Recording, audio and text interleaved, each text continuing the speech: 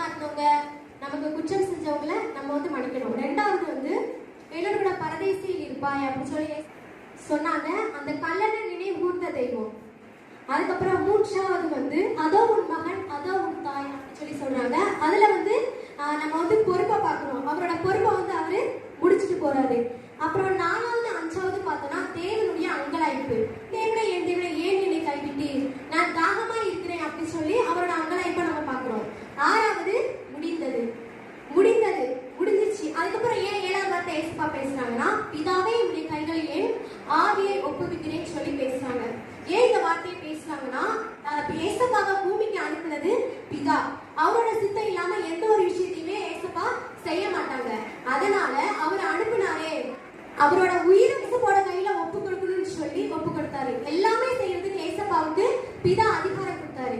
ஆனா தன்னோட உயிரை எடுக்கிறதுக்கு அதிகாரம் கொடுக்கல. யாருக்குமே அவங்கவுங்க உயிர் எடுக்கிறதுக்கு அவங்களுக்கு அதிகாரமே கிடையாது. உயிர் எடுக்கணும்னா யாரோட இது மட்டும்தான், ஏசப்பாவோட இது மட்டும்தான். சரி, நம்ம வந்து ப்ரே பண்ணலாம். ஒரு விஷயம் கண்களை மூடி. உந்தன் மகா பரிசுத்த ஸ்தலத்துக்குள்ளே என்னையும் அழைத்து செல்லும். உந்தன் மகா பரிசுத்த ஸ்தலத்துக்குள்ளே என்னையும் அழைத்து செல்லும்.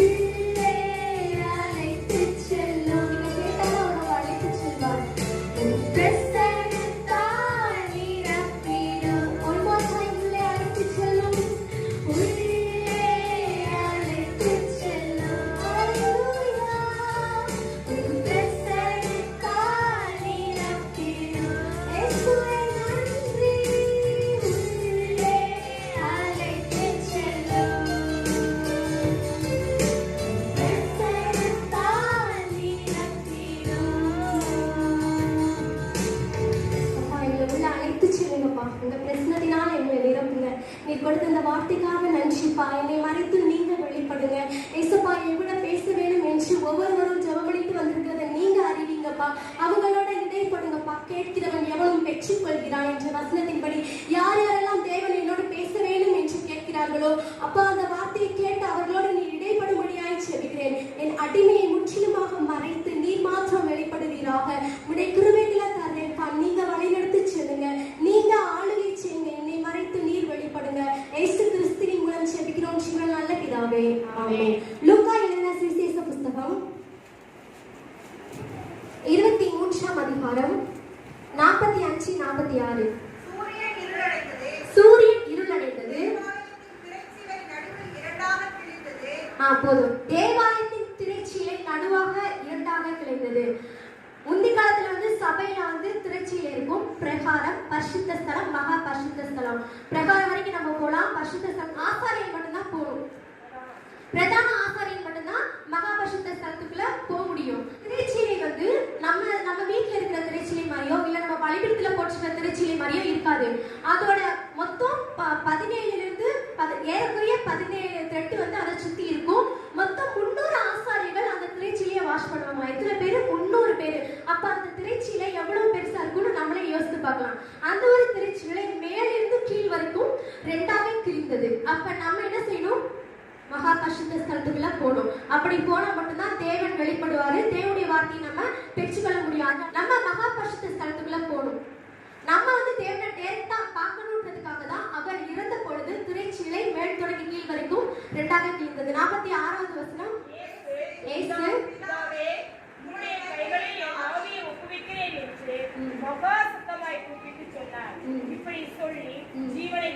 அவர் இப்படி சொல்லி ஜீவனை விட்டார்.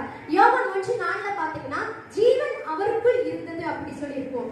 அவர் தான் ஜீவன். அவர் ஏன் ஜீவன் இருக்கணும்? அப்புறம் யோவான் 14:6 பாத்தீங்கன்னா, நானே வழியும் சத்தியமும் ஜீவனுமா இருக்கிறேன். அவர் தான் ஜீவன். அவர் தான் ஜீவன். ஜீவன் அவருக்குள்ள இருக்கு. அவர் ஏன் நமக்காக ஜீவனை கொடுக்கணும்? ஏன்னா நம்மளுடைய அக்கிரமங்கள், நம்முடைய பாவங்கள் அதிகமா பெருகி இருக்கிறதுனால தேவன் ஜீவன் கொடுத்தா மட்டும்தான், அவருடைய மரணத்தினால நம்ம ஜீவன் பெறணும்ன்றதுனாலதான் அவர் ஜீவனை கொடுத்தாரு. அநேகர் ஆவிக்குரிய வாழ்க்கையில இறந்து போயிருக்கோம், இழந்து போயிருக்கோம். ஆவிக்குரிய வாழ்க்கையை இழந்து போயிருக்கோம். முந்தி மாதிரி நம்ம ஏசப்பாவை இது பண்றது கிடையாது. விசுவாசிங்க அப்படின்னாலே ரொம்ப உண்மையா இருப்பாங்க, பரிசுத்தமா இருப்பாங்க, நல்லவங்களா இருப்பாங்க. பாஸ்டர்னாலும் அப்படித்தான். பாஸ்டர் பிள்ளைங்கன்னா அவ்வளவு நல்ல பிள்ளைங்களா இருப்பாங்க, ரொம்ப நல்லவங்களா இருப்பாங்க. அந்த மாதிரி. ஆனா இப்போ உள்ள சிச்சுவேஷன்ல சாத்தா வந்து எல்லாருக்குமே புகழ்ந்து எல்லாரோட வாழ்க்கையுமே சீரழிச்சிட்டு இருக்கோம். அப்படிப்பட்ட நம்ம அப்படிலாம் தப்பு செஞ்சோம். அந்த தப்புக்காக, நம்ம செஞ்ச தப்புக்காக தேவன், மெய்யான ஒரு தேவன், அவருடைய ஜீவனை கொடுத்து நம்மை மீட்டு கொண்டார். ஜீவன் எப்படி மறிக்க முடியும்? ஜீவன் மறிக்கவே முடியாது. ஜீவன் மறிப்பது நமக்கு அவசியமா இருக்கு. ஜீவன் மறிச்சாதான் மறித்த நம்முடைய வாழ்க்கையில தேவன் ஜீவனை தருவார். ஹல்லேலூயா. மறித்த நம்முடைய வாழ்க்கையில தேவன் ஜீவனை தருவார். அந்த தேவன் வந்து நமக்கு ஒரு வாக்கு கொடுத்திருக்காரு. 1 யோவான் 2:25. நித்திய ஜீவனை அளிப்பதே அவர் நமக்கு கொடுத்த வாக்குத்தத்தம். என்ன வாக்குத்தத்தம் கொடுக்கிறாரு? நித்திய ஜீவனை அளிப்பேன். நம்ம வாக்குத்தத்தம் இயேசுப்பா அநேக வாக்குத்தத்தங்கள் நம்ம கூட பேசுறாங்க. நம்ம பைபிள் வாசிச்சோம்னா நம்ம கூட ஒரு வார்த்தை இடைப்படுவாங்க. நம்ம அதை என்னோட வார்த்தைன்னு சொல்லி நம்ம ஏற்றுக்கொண்டு ஆமீன் சொல்லி நம்ம அந்த வார்த்தையை சுதந்திரிப்போம். ஆனா இயேசுப்பாவே சொல்றாங்க, நித்திய ஜீவனை அளிப்பதே வாக்குத்தத்தம். அவருடைய ஜீவனை மாய்த்து கொண்டு நமக்கு நித்திய ஜீவனை அவர் அளித்திருக்கிறார். அந்த நித்திய ஜீவனை பெறுவதற்கு நாம் செய்ய வேண்டிய 3 காரியங்கள் பார்க்கலாமா? ஃபர்ஸ்ட் என்னன்னா, யோவான் 5:24.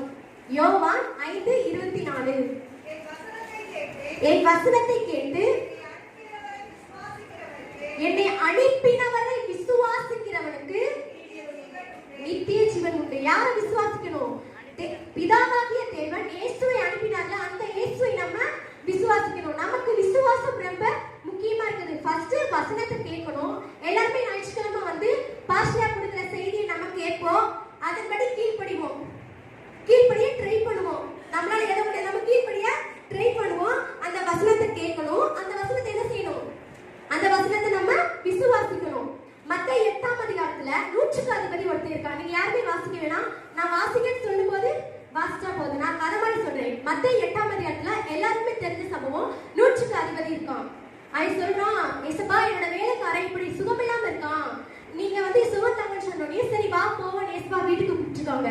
அப்படி கூப்பிடும் போது அவன் சொன்னா, நீங்க வர வேணாம் ஏசப்பா, உங்க வாயிலிருந்து ஒரு வார்த்தை மட்டும் சொல்லுங்க, ஒரு வார்த்தை மாத்திரம் சொல்லுங்க, அப்பொழுது அவன் சொஸ்தமாவான் அப்படி சொல்லி சொன்னோடையும் ஏசப்பா அப்படியே பாக்குறாங்க. பார்த்துட்டு அவன் சொல்றான், ஏசப்பா நான் நூற்றுக்கு அதிபதி, எனக்கு கீழே ஒரு சேவகர் இருக்கான், ஒருவனை போனா அவன் போவான், வானா வருவான், இதை செய் அப்படின்னா அவன் செய்வான். அப்படிப்பட்ட ஒரு மண்ணான மனுஷன், பாவியான மனுஷன், நான் சொல்லும் போது இதெல்லாம் நடக்குது. நீங்க பரிசுத்தமுள்ள தேவன், நான் நினைக்கிறேன் அவன் அப்படி நினைச்சிருப்பான், நீ பரிசுத்தமுள்ள தேவன், நீ சொல்றீங்க, நீங்க வாய் திறந்து சொன்னா போதும், அப்ப வந்து நான் வந்து சொஸ்தமாவேன்னு சொல்லி அவன் விசுவாசிக்கிறான். மார்க்ல போட்டிருக்கும், இயேசு சொன்ன அந்த நாளிகையிலே அவன் சொஸ்தமானான். அதை விட ஏசப்பாவே ஆச்சரியப்படுற அளவுக்கு அவன் பேசினான். அவர் சொல்றாரு, இஸ்ரவேலுக்குள்ளும் இப்படிப்பட்ட விசுவாசத்தை பார்த்ததில்ல. ஏசப்பாவே ஷாக் ஆயிட்டாங்க, இவனடா நமக்கு மேல ரொம்ப விசுவாசமா இருக்கான்னு சொல்லி. அப்படியே இயேசுவை ஆச்சரியப்படுத்துற அளவுக்கு அவருக்கு விசுவாசம் அதிகமா இருந்தது. வசனத்து மலைகளை பார்த்து பெயர்ந்து சமுத்திரத்திலே தள்ளிட்டு போ என்று நம்ம விசுவாசிச்சோம்னா, இருதயத்துல சந்தேகப்படாம விசுவாசிச்சோம்னா அப்படியே நடக்கும். நீங்கள் ஜெபத்திலே எவைகளை கேட்பீர்களோ அவர்களை பெறுவீர்கள் என்று நீங்க விசுவாசிச்சீங்கன்னா அது அப்படியே நடக்கும் அப்படின்னு சொல்லிட்டாங்க. ஏசப்பாவால கூடாத காரியம் ஒன்றுமே இல்ல. அந்த நித்திய ஜீவனை பெறுவதற்கு நாம் என்ன செய்யணும்னா, தேவனுடைய வசனத்தை விசுவாசிக்கணும், தேவனை நாம் விசுவாசிக்கணும். இரண்டாவது நாம் என்ன செய்யணும்னு பார்த்தோம்னா, இதை எடுத்து வாசிங்க. யோவான் 5:39. யோவான் 5:39. இரண்டாவது நித்திய ஜீவனை பெறுவதற்கு நாம் செய்ய வேண்டியது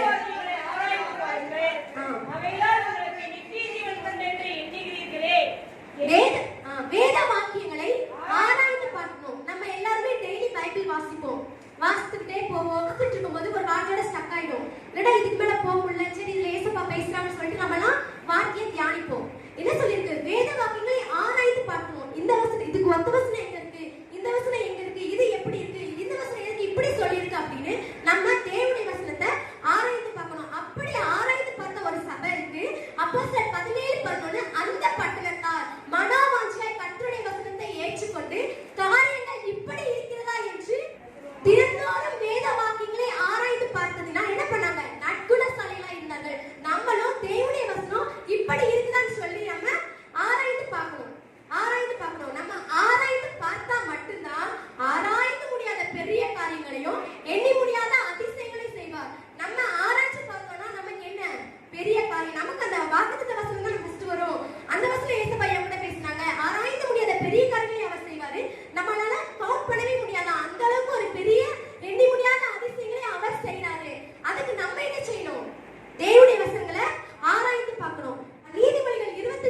உனக்கு. காரியத்தை ஆராய்வதே ராஜாக்களுக்கு மேன்மை. நம்ம என்ன செய்யணும்? காரியத்தை ஆராயணும். அது மட்டும் இல்லாம 1 கொரிந்தியர்ல ஒரு வசனம் இருக்கு, ஆவிக்குரியவர் எல்லாவற்றையும் ஆராய்ந்து நிதானிக்கிறவர்.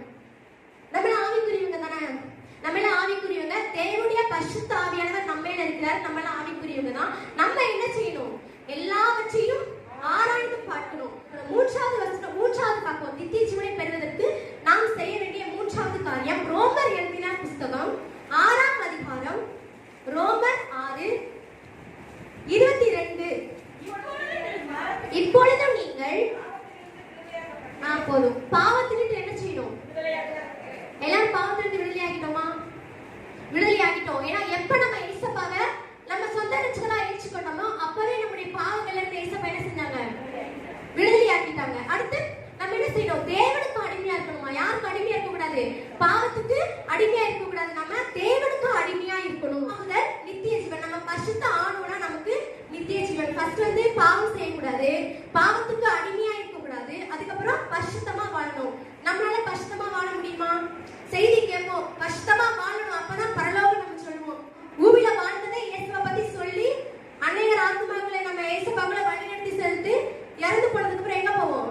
பரலோகத்துக்கு போவோம். அதுக்காக தான் நம்ம இயேசுபாவை ஏற்றுக்கொள்றோம். மத்தவங்க மாதிரி அக்கினில இருந்து சாகாம இருக்கிறதுக்கு நமக்கு நித்திய ஜீவனை இயேசுபா நமக்கு கொடுத்திருக்காங்க. அதை பெற்றுக்கொள்றதுக்காக தான் நம்ம இயேசுபாவை ஏற்றுக்கொள்றோம். இயேசுபாவை அறியாதவங்களுக்கு மரணம் உண்டு, நமக்கு நித்திய வாழ்வு உண்டு. நம்ம இறந்ததுக்கு அப்புறமும் பரலோகத்துல இயேசுபா கூட நம்ம வாழ்வோம். அதை பெற்றுக்கொள்றதுக்கு நம்ம என்ன செய்யணும்? பாவத்திலிருந்து விடுதலை பெறணும், பாவத்துக்கு அடிமையா இருக்க கூடாது. அந்த வசனத்தை நம்ம ஏற்றுக்கொண்டு நம்ம பரிசுத்தமா வாழ உதவி செய்யுங்கப்பான்னு ஒரு செய்தி கேட்டு நம்ம குத்தப்பட்டு ஒரு 2 நாள் 3 நாள் ப்ரேயர் பண்ணுவோம். நான் நேச்சுரலா சொல்றேன், நானும் அப்படித்தான். செய்தி கேட்பேன், உடனே அழுவேன், ஏசப்பா நான் பரிசுத்தமா வாழணும்னு சொல்லி நான் கொஞ்ச நாள் ஏசப்பா கிட்ட கேட்பேன். அதுக்கப்புறம் வந்துவிடும். மறுபடியும் ஒருத்தர் பரிசுத்தமாகணும் யாராவது ஒருத்தர் மெசேஜ் கொடுத்தாங்கன்னா மறுபடியும் குத்தப்பட்டு எல்லாரும் அப்படித்தானே? இல்லைன்னா எல்லாரும் டக்குன்னு வளர்ந்துருக்கீங்களா? நான் பிராக்டிகலா பேசுறேன், எல்லாருமே அப்படித்தான். ஆனா நம்ம ஏசப்பாவோட கிருபை நமக்கு இருந்துச்சுன்னா என்ன செய்யலாம்? ஈஸியா பாவத்தை நம்ம ஜெயிச்சிடலாம். பழைய பாட்டுல ஒருத்தர் இருக்காரு, அவர் பேர் சிம்சோன். அவர் என்ன பண்ணாருன்னா, அவரோட வாழ்க்கை தான் பார்க்க போறோம். அவர் பாவம் செஞ்சாரு, அவர் மரிச்சாரு. ஆனா தேவன் அவரை குறித்த நோக்கம் என்ன? தேவன் எதற்காக தாயின் வயிற்றுல அவனை முன்குறித்தாரு? எதுக்காக ஒரு தேவதூதன் வந்து மனவாக்கிட்ட நீ வந்து இப்படி ஒரு பிள்ளை பெறுவ, அது வந்து பெலிஸ்தரை வந்து ரட்சிப்பான், கையிலிருந்து இஸ்ரவேலை மீட்டுக் கொள்வான்னு தேவன் வந்து பண்ணாங்க. ஆனா சிம்சோன் அப்படி பண்ணானா? நான் என்ன நினைச்சேன்னா, இது எனக்குள்ள இது கரெக்டா தப்பான்னு தெரியாது. நான் என்ன நினைச்சேன்னா, கர்த்தருடைய தூதனானவர் வர்றாரு ஆதியாகமத்துல. ஆகார் கிட்ட சொல்றாரு, பயப்படாத, நீ ஒரு குமாரனை பெறுவாய், அவனுக்கு இஸ்மவேல் என்று பேரிடுவாயான்னு பேர் வச்சிட்டாரு. அடுத்து ஏசப்பா யோவான் வரும்போது சொன்னாங்க, கண்டிப்பா அவனுக்கு ஒரு பிள்ளை பிறக்கும். சகரியா கிட்ட சொல்றாங்க, அதனால வந்து அவனுக்கு வந்து நீ யோவான் வைன்னு சொல்லி சொல்றாங்க. மரியாதை ஏசப்பா சொல்றாங்க, நீ இயேசுன்னு பேர் வைக்கணும்னு சொல்லி சொல்றாங்க. மனோவா அந்த பிள்ளை இன்னும் வரவே இல்லை, அந்த பிள்ளையை நாங்க எப்படி வைக்கணும், அதோட காரியம் என்னன்னு கேட்ட மனோவா அந்த பிள்ளைக்கு என்ன பேர் வச்சுக்கலாம்னு கேட்கல. சிம்சோனா என்ன அர்த்தம் நான் அப்பா கிட்ட கேட்டேன், உனக்கு நான் சொல்றேன்டா அப்படின்னு சொல்லிட்டாங்க. அப்புறம் நான் சர்ச் பண்ணி பார்க்கும்போது ரொம்ப பழுத்தவன் அப்படி சொல்லி இருந்தது. அவன்கிட்ட பழம் மட்டும்தான் இருந்தது, வேற எதுவுமே இல்லை. அதனால நம்ம பேர் வைக்கும் போது அவன் பெயர் எப்படியோ அப்படியே அவனும் இருக்கிறான். இது வந்து நான் வந்து தியானிக்கும் போது லாக்டவுனுக்கு முன்னாடி ஒரு செய்தி எடுக்கும்போது இந்த தாட் வந்ததா. அப்ப நான் சொன்னேன், ஏசப்பா நான் தியானிச்சது கரெக்ட்னா அப்பா வந்து இப்ப யூடியூப்ல செய்தி கொடுப்பாங்க. அப்ப ஏதாவது ஒரு தேவதூதன் யாருக்காவது வந்து இந்த பேர் வைங்கன்னு சொல்லணும் அப்படி பேசினாங்கன்னா நான் தியானிச்சது கரெக்ட்னு நான் உட்கார்ந்துட்டு இருக்கேன். எடுத்தா டக்குன்னு 1:39 வாசித்தாங்க. தேவதூதனானவர் மரியாதைக்கு வெளிப்பட்டதுனையும் எனக்கு அழுகி வந்துச்சு. நான் ஷூட் பண்ணிட்டு இருந்தேன். ஓகே, அப்ப இது கரெக்ட் தான் அப்படின்னு சொல்லி நானே நினைச்சுட்டேன். சரி, அவன் வந்து எப்படி பிள்ளைய வளர்க்கணும், எப்படி அதெல்லாம் கேட்டவங்க ஏன் பேர் வைக்கலன்னு சொல்லி கேட்கல. அவன் வந்து தெரியலான்னு சொல்லிட்டு ஒரு பொண்ணோட ஸ்நேகம் பண்ணான். நம்மளோட ஸ்நேகம் யார்கிட்ட இருக்கணும்? அதே ஒரு பையன் எதுக்கு பொண்ணோட போய் ஸ்நேகமா இருக்கான்?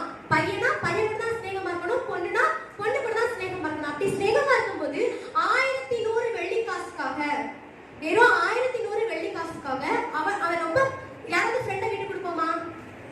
யாருமே ஃப்ரெண்டை விட்டு கொடுக்க மாட்டான். வெறும் காசுக்காக அவனோட ஃப்ரெண்டை விட்டு கொடுத்துட்டான். உன்னோட பலம் எதனால வருது அப்படின்னு சொல்லி கேட்கிறாங்க. கேட்கும்போது இந்த பையன் என்ன பண்றான்? சொல்றான், நீங்க நான் கரெக்டா வார்த்தை மட்டும் சொல்றேன், நீங்க நியாயாதிபதிகள் 16 வீட்ல போய் வாசித்து பாருங்க. ஜட்ஜஸ் சாப்டர் 16 வீட்ல போய் வாசித்து பாருங்க. நான் 4 விதமா கேட்கிறான். ஃபர்ஸ்ட் போயிட்டு கேட்கிறா, சிம்சோனே உன் மேல எதனால வருது அப்படின்னு சொல்லி கேட்கிறான். கேட்கும்போது அவன் சொல்றான், உலகாத பச்சையான ஒரு அகழி நாற்கையை வச்சு கெட்டினாலே போதும், அழகா பைபிள போட்டுக்கும், உலராத பச்சையான ஒரு அகனி நார் கயிறு வந்து கெட்டினாலே போதும், எல்லா மனுஷன போல நான் ஆயிடுவேன், எனக்கு பலன் வராது அப்படி சொல்லி சொல்றான். சொன்னதுக்கு அப்புறம் டயர் எடுத்துட்டு வந்து அவனை கெட்டி வச்சுட்டான். கெட்டி வச்சுட்டு சிம்சோனே பெலிஸ்தர் உண்மையை வந்து விட்டாங்கன்னு சொன்னோன்னா அவன் டக்குன்னு எந்திரிச்சான் பாருங்க, நெருக்கப்பட்ட நூல் போல ஆயிடுச்சான். அவ்வளவு பெரிய பலனை ஏசப்பா வந்து சிம்சோனுக்கு கொடுத்துருக்காங்க. எதுக்காக கொடுத்துருக்காங்க? பெலிஸ்தரை முற்றிலுமா அடிக்கிறதுக்காக தான் சிம்சோனை வந்து தேர்ந்தெடுத்தாங்க. மேனேஜ் பண்ணிட்டு இப்படி ஏசப்பாவுக்கு துரோகம் பண்ணான். அப்படி அது ஒரு விஷயம். ஃபர்ஸ்டா. ரெண்டாவது, இதுவரைக்கும் ஒரு வேலைக்கு வழங்கிடாத புது கைகளை நீ கட்டு வந்து கேட்கிறாங்க. நீ இப்படி ஏமாத்திட்ட, நீ நேசிக்கவே இல்லை, நீ ஏமாத்திட்ட, ஏன் இப்படி பண்ற, உனக்கு வந்து என்ன காசு இல்லையா, நீ வந்து எதுக்கு என்கிட்ட போய் சொன்னு சொன்னதையும் நான் தெரியாம சொல்லிட்டேமா. ரெண்டாவது வந்து புது கைனால நீ கட்டு, புது கைனால இருக கட்டு. அது ரெண்டாவது பாயிண்ட். ஃபர்ஸ்ட் கட்டுனாங்க, ரெண்டாவது இருக கட்டுனாங்க. கட்டினதுக்கு அப்புறம் நூல் போல ஆயிடுச்சான். சிம்சோனை பெலிஸ்தர் உண்மையில் வந்துட்டாங்க, எந்திரிச்சிருக்கா, நூல் போல ஆயிடுச்சு. அந்த ஒரு இது. அதுக்கப்புறம் மூணாவது பாத்தீங்கன்னா மறுபடியும் சொல்றான், அவன் நீ ரொம்ப பரியாசம் பண்ற, நீ ஏன் எனக்கு உண்மையை சொல்ல மாட்டேற அப்படின்னு சொல்லி சொன்னோனையும் சிம்சனோட சீக்ரெட் என்னது? தலைமயில். அவன் மூணாவது சொன்ன விஷயம், தலைமையில 7 சாடைகளை நெசவுநூல் பாவோட பின்னிட்டா நான் சாதாரண மனுஷனாவே. அதாவது சாத்தான் எப்படி நம்மள பாவத்துக்குள்ள கொண்டு வரோம்னா ஃபர்ஸ்ட் கயிறு சொன்னான், சாதாரணமா கெட்டது. இது ஒரு சாதாரண விஷயம் தானே, நம்ம விடக்கூடாது. ரெண்டாவது இருக கட்டினா கொஞ்சமா நம்ம பண்ணோம்னா அப்படியே உள்ள போயிடுவோம். அந்த சீக்ரெட்டே தலைமையில் தான். அவன் டக்குனு தலைமையில் சொல்லிட்டான். அப்படியே அவங்க நெசவுநூல அதெல்லாம் ஆணி அடிச்சு கெட்டிட்டான். கெட்டினதுக்கு அப்புறம் அந்த ஆணி அந்த நூல் எல்லாமே மொத்தமா பிடிக்கிட்டு வந்துருச்சு. அப்படி ஒரு பலம். நாலாவது, ரொம்ப நீ நேசிக்கவே இல்லை, உன் இருதயம் உன்கிட்ட தான் இருக்கு, உன் எழுத்து நீ என்கிட்ட கொடு, உன் இதயத்துல உள்ளதெல்லாம் வெளிப்படுத்துன்னு சொன்னதுக்கு அப்புறம் நாலாவது டைம் எல்லாத்தையும் இதயத்துல உள்ளதெல்லாம் சொல்றான். எல்லாமே சொல்லிட்டான். என்னோட தலையை வந்து நீங்க மொட்டையடிச்சுங்க, மொட்டையடிச்சுன்னா என்னோட பலையெல்லாம் போயிடும். அவன் வந்து நஸ்ரேயன். அவன் வந்து ஏசப்பாவுக்காக நஸ்ரேயன் இருக்கிறவன். அவன் முடி வளரணும், கட்டி படக்கூடாது, திராட்சரசம் எதுவுமே குடிக்கக்கூடாது, இதெல்லாம் தெரிஞ்சும் அவன் சொல்லிட்டான். சொன்னதுக்கு அப்புறம் என்ன பண்ணாங்க? முடியெல்லாம் சரிச்சு அவன் என்ன பண்ணாங்க? வேடிக்கை பொருளாக்கிட்டாங்க, கண்ணெல்லாம் பிடிக்கி போட்டுட்டாங்க. இது சாத்தா அப்படிதான் ஒவ்வொரு விஷயமா இது சாதாரண நம்ம நினைச்சிட்டு இருக்கோம். அவன் அப்படியே கெட்டி போடுறான் நம்மள. அப்புறம் ஏசுப்பான்னு கூப்பிட்டா கூட வர மாட்டாங்க. ஆனா தேவனே என்னை பலப்படுத்தும், என்னை நினைத்தருளும்னு சிம்சோன் சொல்றான். சொல்லும்போது ஏசுப்பா அதான் ஸ்டாலின் மாமா சொல்லுவாங்க, அவனை கைலாச்சு கட்டிடுவாங்களா, கண்ணெல்லாம் பிடிங்கி போட்டுருவாங்க. அவன் அப்படி எல்லாத்துக்கும் அந்த சிம்சோனை அவனை கூப்பிடுங்க, அவனை வேடிக்கை காட்டுற பொருளை ஆகுங்கன்னு சொன்னோடையும் அவன் வந்து வேடிக்கை காட்டிட்டு இருப்பானா. அப்ப ஏசுப்பா அழுவாங்களாம், நான் எதுக்காக இவனை முன் குறிச்சேன், எல்லாம் ஒரு மிஸ் கண்ண முடியலாம், இது அர்ப்பணிக்கிற நேரம், நான் எதுக்காக இவனை முன் குறிச்சேன், ஆனா இவன் இப்படி பெலிஸ்தர் கையில மாண்டு போயிட்டு இருக்கானே. இன்னைக்கு அநேகர் உண்மையா ஏசப்பா கிட்ட ஒப்பு கொடுக்குமா? தேவனே, ஏசப்பா அப்படியே எதிர்பார்க்காங்க, எப்படா சீசன் என்னை கூப்பிடுவான். ஒரு கொஞ்சம் வருஷத்துக்கு அப்புறம் லாஸ்ட்ல தான் அவன் கூப்பிடுறான். ஆனா ஏசப்பா எப்படா